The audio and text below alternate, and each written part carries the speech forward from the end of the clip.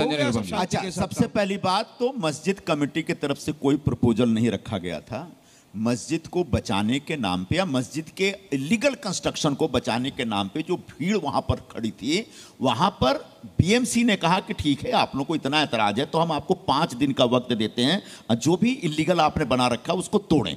अभी तक तोड़ा नहीं गया, यानी कभी भी डिमोलिशन हो सकता है और उसके बाद फिर ये 15-20 हजार लोग खड़े होंगे और बोलेंगे संविधान खतरे में, और या फिर मुस्लिम समाज के साथ अन्याय हो रहा, या फिर हमारे साथ इक्वल बर्ताव नहीं हो रहा। किसी ने ये जो दोहरा मानदंड है। सुनिए, मेरी बात तो जाने दो, नारा लगाया। अभी आप बोलते हो कि हमको बोलने नहीं दिया जाता। भीड़ आई। अभी वारिस भाई अब बताओ, मैं बोल रहा हूं और आप मुझे नहीं बोलने दोगे और उसके बाद कहोगे कि मुसलमानों पे अत्याचार हो गया, मुझे बोलने नहीं दिया जा रहा है, समानता का सिद्धांत नहीं है। ऐसा मत करो। यहाँ भी हो मेरा कहने का नहीं, जब आप बोल रहे थे तो मैं सुन रहा था। आप उनको ओवर पावर नहीं करने दे रहे, यही तो अत्याचार है सर। मुझे ओवर पावर नहीं, इक्वलिटी भी नहीं दे रहे ना। इक्वल समय तो दो कम से कम मुझे बोलने के लिए। इक्वल समय मिलेगा, मुझे इक्वल समय भी नहीं दे रहे। यहाँ भी संविधान का उल्लंघन हो रहा है। इक्वालिटी रखो संजय भाई, इक्वालिटी रखो, कायदे कानून से चलो। मेरा निवेदन, भड़काओ मत, लोगों को भड़काओ मत। मेरा सवाल ये, किसी ने 15,000 लोग आए बराबर आपके हिसाब से, अभी मेरी बात तो होने दो। नारा किसी ने लगाया हमारे हिंदू भाइयों के खिलाफ, चलो बताइए लगाया सवाल। अगर यही भीड़ निकल जाती है आपकी शोभा यात्रा में, तो मस्जिद के सामने मुल्ले काटे जाएंगे, भगवा झंडा फिरा दिया जाएगा। नारेबाजी पर भी आएंगे सर। ये तो कोई नहीं किया ना। चैप्टर तो करो ना, मुसलमान करके चैप्टर खोलते हैं मुसलमानों की। एक मिनट बारिश भाई जरा हो जाने दो, एक मिनट। अब वहां पर जो 15,000 लोग थे, उन्होंने एंटी हिंदू कोई नारे नहीं लगाए, इसलिए वो 15,000 की भीड़ का सम्मान करना चाहिए। ये कोई लॉजिक नहीं है, कोई लॉजिक नहीं। सच ये है, अगर आप करते तो क्या करते? सच ये है कि आप भीड़ दिखा करके अपने गैर कानूनी काम को बचाने का जो एक मेरी बात तो होने दो। अल्लाह का घर है। अरे मेरी बात तो होने दो। जमीन पे मेरी बात, बाबरी मस्जिद तो हमारी आपने इसी तरह से हत्या ली। हमारी बाबरी मस्जिद को शहीद कर दिया साहब आपने। कोर्ट का फैसला था सर। मतलब आप और सबके साथ। वारिस भाई गलत इंफॉर्मेशन नहीं। हमने यहाँ जितने लोग बैठे हुए हैं और जो मैं टीवी पे देख रहे हैं, हर इंसान इतना पढ़ा लिखा है कि बाबरी वाले मामले में कोर्ट का डिसीजन से सब कुछ हुआ था। अगर वहां राम मंदिर बना तो कोर्ट के फैसले के बाद कैसे किया ना, धोखे से मस्जिद को शहीद कोर्ट में धोखा हो गया। एफिडेविट डाला था। अब इनको कोर्ट पे भरोसा नहीं है। ताला खोले पहले बोलते संविधान खतरे में है, और जब कोर्ट का आदेश आता है तो कोर्ट पे भरोसा नहीं होता। सबरीमाला पे आपने माना था क्या? सबरीमाला पे आपने माना था? संविधान की बात करते हैं, आपने कोर्ट का डिसीजन माना था? की बात करते हैं, अरे आपने सबरीमाला पे कोर्ट का डिसीजन माना था? बताओ चलो मेरे को, अमित शाह ने पालन नहीं करेंगे आप क्यों नहीं माना? अगर आप संविधान की बात करते हैं तो कोर्ट के हर आदेश का पालन करिए, लेकिन नहीं करते हैं। जब आपके ऊपर आएगा तो कोर्ट में विश्वास नहीं, पालन नहीं किया। जब आपके ऊपर आएगा कोर्ट में विश्वास नहीं, वैसे आप एक फॉल्स नैरेटिव चलाएंगे। संविधान के एक वरिष्ठ जज थे, justice JS Verma, late chief justice, उन्होंने क्या कहा? Supreme court is supreme but not infallible. मुझे राइट है, अगर सुप्रीम कोर्ट ने मुझे लगता है कि कोई बराबर से नहीं दिया तो मैं उस पर बोल सकता हूं, संविधान का अधिकार है। ये बात मुझे आपकी बड़ी पसंद आती है सर। सुप्रीम कोर्ट का कायदा कानून पढ़ेंगे नहीं और मेरे ये बात बड़ी पसंद आती है। दो नावों पर आप एक साथ पैर रख लेते हैं ना। गिफ्ट करने जाएंगे संविधान, लेकिन कोर्ट पर भरोसा नहीं है। हमको है, इनको नहीं है। हम तो कोर्ट कानून से चल रहे हैं, हम तो कोर्ट की बात कर रहे हैं। ये तो बात ही नहीं करते कोर्ट की, ये तो खुली फिजाओं में छोड़ दिया। जा बेटा बिंदास, कोर्ट में जाना चाहिए। मैंने तो अभी बोला था, और इनको पुलिस ही पकड़ लेगा। मैंने तो अभी बोला कि रामगिरी जैसे लोग जो पैगंबर मोहम्मद साहब का अपमान करते हैं, उनको गिरफ्तार कराने के लिए अदालत में जाइए। लेकिन हम मोर्चा निकाल रहे हैं। अरे आप मोर्चा निकालने से गिरफ्तारी नहीं होती। एक मिनट, यानी हर चीज के लिए कोर्ट जाना पड़ेगा। यानी अगर किसी ने मर्डर किया तो आप बोलोगे वारिस भाई हम उसको अरेस्ट नहीं करेंगे, आप कोर्ट से जाओ और ऑर्डर लेके आओ अरेस्ट करना। क्या बात करते हैं? बिल्कुल संजय भाई, आपने बोला है कि रामगिरी को अरेस्ट करना चाहिए, आप अरेस्ट करो उसको कल सुबह अरेस्ट करो। वारिस पठान आपको हार लेके जाएगा। एक मिनट, आपको वारिस पठान मुबारकबादी देगा, मिठाई खिला के जाएगा। एक मिनट, कोई भी व्यक्ति कोई अपराध करता है तो उसके खिलाफ FIR होता है। FIR के बाद एक लीगल प्रोसेस होता है, उस प्रोसेस के बाद गिरफ्तार होना चाहिए नहीं होना चाहिए पुलिस फैसला करती है। लेकिन गिरफ्तार होना चाहिए। एक मिनट, अगर किसी व्यक्ति के समूह को लगता है कि नहीं गिरफ्तार होना चाहिए तो उसके पास एक ऑप्शन है, वो आखिरी ऑप्शन है, वो अदालत में जाए कि इस आधार पर इसकी गिरफ्तारी होनी चाहिए। मैं बीच में इंटरव्यू करता हूं सर, और दोनों के लिए एक उदाहरण देता हूं। एक शेर है इसके ऊपर, एक शेर है, सुनिए।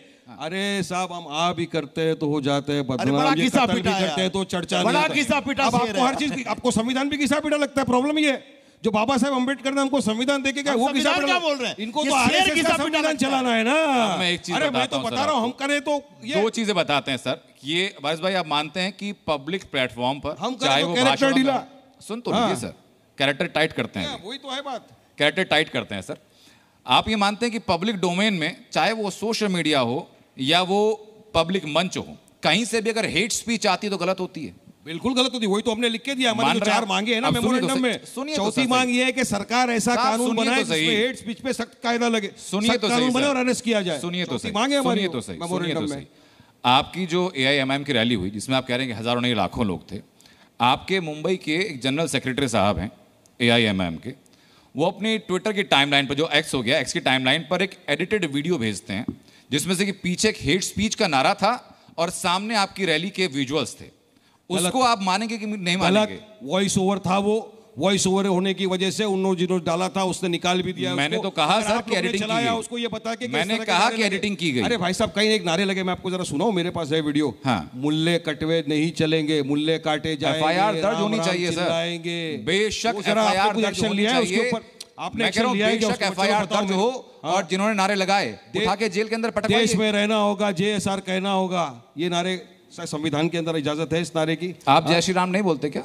अरे भाई, मैं अगर मेरा ईमान है जो मुझे, आपने JSR शॉर्ट फॉर्म का इस्तेमाल किया, इसलिए मैंने पूछा। पता है ना उसका मतलब, फिर क्यों पूछ रहा हो? इतने बड़े एंकर है आप। नहीं, मैंने तो पूछा सर आपसे। मैं तो आपको बता रहा हूँ कि इस तरह के नारे का आप कंडेम नहीं करेंगे। देश के गद्दारों को गोली मारो, इसके नाम पर इस नारों का हमको कोई एतराज नहीं है, हमको कोई एतराज नहीं है। आप राम, तो अगर किसी ने बोला जय श्री राम बोलने का तो क्या हो जाएगा? हमारे हिंदू भाई राम को मानते, हमको खुशी है, ठीक है, आपका वो मानना है, मैं अल्लाह को मानता हूँ, अल्लाह के रसूल को मानता हूँ, ये मेरा मानना है, मेरा अकीदा है। आप क्यों नहीं मानते ये बात? आप क्यों फोर्स करते हो कि नहीं, अगर आपको देश में रहना होगा, JSR कहना होगा।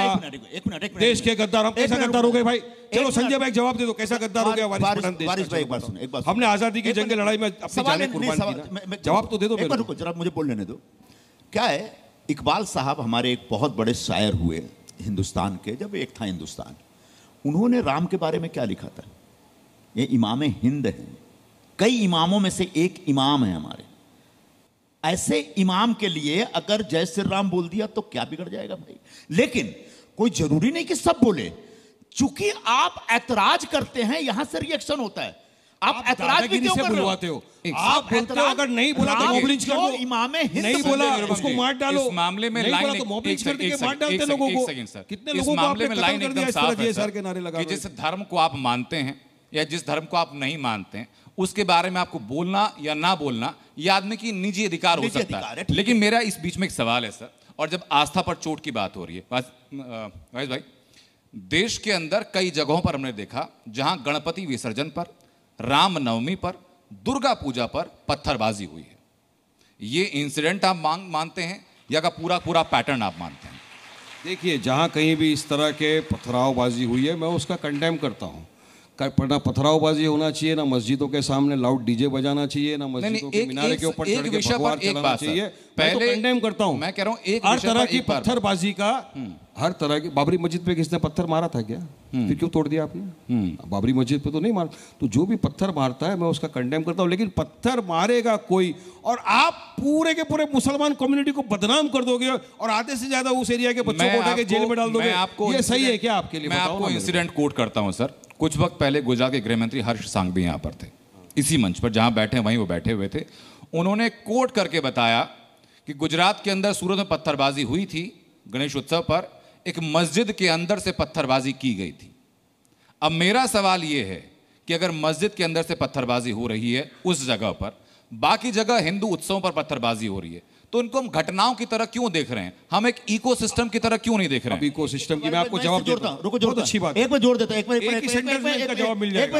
आप बोलते हो मुसलमान। अरे रुको ना जरा, एक और इंफॉर्मेशन जोड़ता हूं फिर बोलना। आप गुजरात चले गए ना, सूरत चले गए, मैं तो महाराष्ट्र लेके आता हूं। अकोला में, अकोला, बुल्ढाना और भिवंडी, इन तीनों इलाकों में उन्हीं क्षेत्रों में पत्थरबाजी होती है जो मुस्लिम बहुल क्षेत्र है। तो एक इनके नेता हैं, मुस्लिम नेता यहां के, उनने कहा कि मस्जिद वाले एरिया में या मुस्लिम एरिया से गणपति का जुलूस मत निकलने दो। आप चाहे तो नेता का नाम ले सकते हैं। एक मिनट, अरे पूरी बात तो होने दो ना भाई, ऐसा मत करो। मेरे को जवाब नहीं, पूरी बात तो ना, ऐसा नहीं, ये गलत बात, ये गलत बात है, पूरी बात तो। अब मैं गुस्सा हो जाता हूँ, यही पे गुस्सा होता हूँ। आप मेरी बात नहीं उड़ते, फिर गुस्सा हो जाऊंगा। ये गलत बात कर रहे हैं आप। फिर क्या हुआ? मेरा क्या कहना है कि एक मिनट वारिस भाई, पठानी गुस्सा नहीं वारिस, ऐसा नहीं, ऐसा नहीं, एक पूरी बात और मेरा आप चाहें तो दोनों के लिए पानी का गिलास ले जाएगा। रुको जरा, अभी क्या हुआ? तो एक नेता ने कहा कि मुस्लिम इलाके से जुलूस मत गुजरने दो। जुलूस भिवंडी में या कोला में, बुल्ढाना में या कहीं भी किस रूट से गुजरेगा वो वहां की लोकल पुलिस परमिशन देती है, कोई हिंदू या मुसलमान नहीं। एक दूसरी बात, उसी नेता ने कहा कि अगर वो गुलाल उड़ाते हैं तो ऑब्जेक्शन लो। हर धर्म की अपनी परंपरा होती है। अगर हम गणपति का विसर्जन करने जाते हैं तो गुलाल उड़ाते हैं। 10 सेकंड में बात कंप्लीट कीजिए, फिर उसके बाद मैं जवाब दूंगा। 10 सेकंड दीजिए उनको सर। मैंने बोला 10 सेकंड के बाद मैं आपके पास आऊंगा। मेरा कहने का आशय सिर्फ इतना है कि आप कैसे ईद मनाएंगे, बकरीद मनाएंगे, ये आपकी अपनी परंपरा है, लेकिन मैं कैसे जुलूस निकालूंगा, गुलाल उड़ाऊं कि नहीं उड़ाऊं, ये कोई मुस्लिम नेता या मौलाना या मौलवी तय नहीं कर सकता। दुर्भाग्यपूर्ण बात यह है कि महाराष्ट्र में इस प्रकार की बात जवाब लेता हूं। महाराष्ट्र की बात चली, महाराष्ट्र के अंदर संजय भाई कोल्हापुर के आप कुछ दिन पहले, महीना भर पहले आपको याद होगा कि किस तरह से मस्जिद के अंदर लोग घुसे, मस्जिद के अंदर तोड़ फोड़ की गई, जान नमाज को जला दिया गया, कुरान शरीफ की बेहुरमती की गई, वहाँ के इतराफ में जो मुसलमानों के घर थे उन घरों में घुस के लोगों को मारा गया। आपको पता है कि नहीं? इसमें कौन थे मुख्यमंत्री ने क्या एक्शन लिया उसके खिलाफ? कोई एक्शन नहीं लिया। तब क्या हुआ? जिन लोगों ने कौन गए थे जो वो जवाब दे सकते हैं? ये हुआ ना महाराष्ट्र के अंदर, वजह आज हम लोग बैठे हुए मुंबई के अंदर, नजदीकी है कोल्हापुर, यहाँ के उधर मस्जिदों में घुस के इस तरह का कारनामा कर रहे। तो क्यों कर रहे? क्योंकि सरकार शय दे रही है। सरकार क्यों शय दे रही है? क्योंकि पोलराइज करना है। उनको पोलराइज क्यों करना है? क्योंकि डेवलपमेंट विकास में फेल हो चुके हैं, पब्लिक के लिए जवाब नहीं है उनके पास, तो ये करते रहेंगे। महाराष्ट्र चुनाव के पहले मैं हमेशा कहता हूँ भाजपा की नीयत है कि वो दंगा फसाद कराए। आप लोग भले ही पॉलिटिकल पार्टी से हैं, सांप्रदायिक तनाव पैदा हो, बीजेपी। वारिस भाई एक सेकंड, संजय जी एक सेकंड। आप लोग भले ही पॉलिटिकल पार्टी से हैं लेकिन सामाजिक जीवन जीते हैं, और मैं मानता हूं कि आपके अंदर का नेता को बाहर रखा जाए, इंसान को सिर्फ बात की जाए, तो आप लोग मानेंगे कि समाज में सद्भाव रहना चाहिए। बिल्कुल। क्या वारिस पठान इस मंच से आह्वान करके बोलेंगे कि आज के बाद देश के अंदर कहीं भी किसी भी धार्मिक स्थल पर, किसी भी धार्मिक आयोजन में पथराव अगर होता है, कोई डिस्टर्बेंस होती है, तो वारिस पठान वहां पहुंचेंगे और सीना तान के खड़े होंगे उन गुनहगारों के खिलाफ?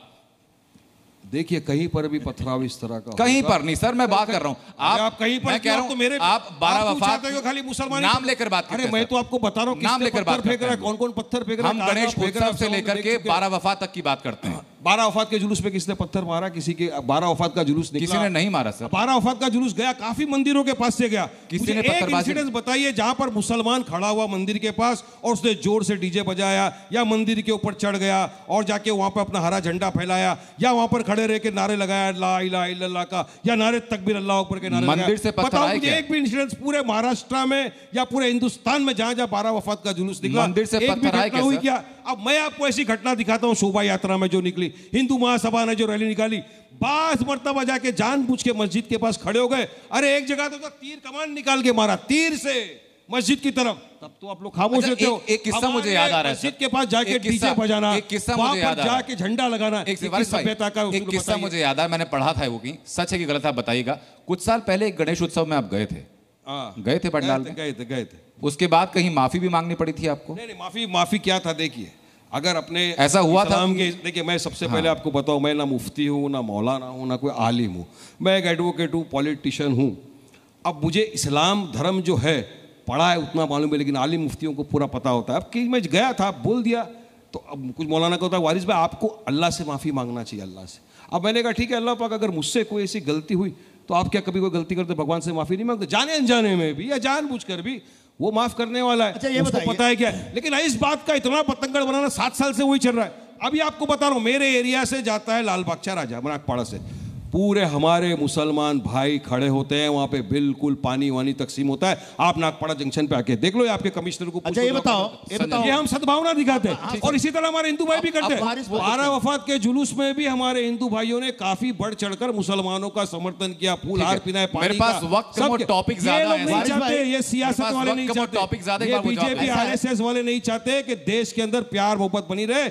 इनको अपनी सियासत रोटी सेकना है। अच्छा, Zee News.